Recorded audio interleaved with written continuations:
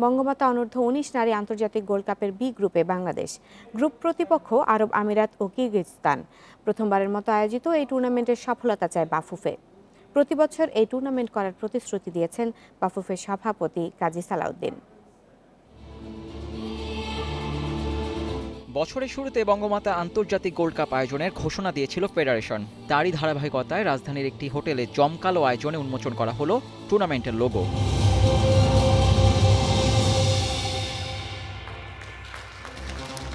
বাংলাদেশ সহ এশিয়ার ৬টি দেশ অংশ নিচ্ছে প্রথম আসরে।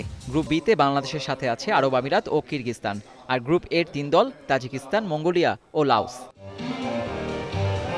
অনুষ্ঠানে উপস্থিত ছিলেন প্রধানমন্ত্রীর বেসরকারি শিল্প ও বিনিয়োগ বিষয়ক উপদেষ্টা সালমান এফ রহমান। এই টুর্নামেন্টের মাধ্যমে বাংলাদেশের নারীদের এগিয়ে যাওয়ার বার্তা পুরো বিশ্ব পাবে, আশা তার।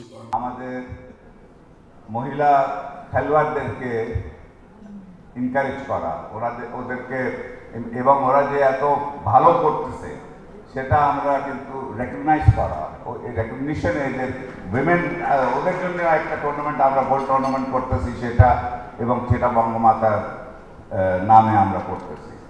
বঙ্গবন্ধু গোল্ড কাপের সফলতার ধারাবাহিকতায় এই টুর্নামেন্টও প্রতি বছর আয়োজনের প্রতিশ্রুতি বাফুফে সভাপতি কাজী সালাউদ্দিনের। আন্তর্জাতিক টুর্নামেন্টটিকে সফলভাবে আয়োজন করতে চায় স্পন্সর প্রতিষ্ঠান কে স্পোর্টস।